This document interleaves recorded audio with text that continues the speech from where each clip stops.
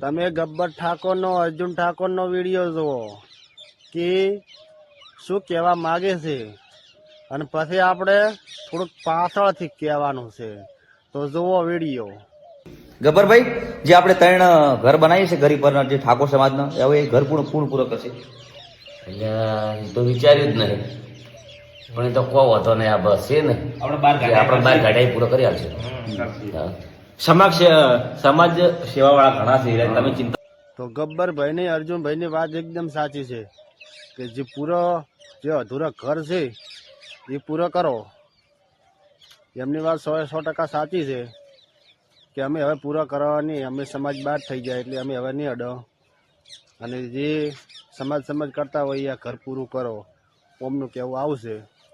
બાકી કોમેન્ટ બોક્સમાં તમે જણાવજો કે હવે શું કહેવા માગે છો અને શું કહેવા નથી માગતા, એ કોમેન્ટ બોક્સમાં જણાવજો.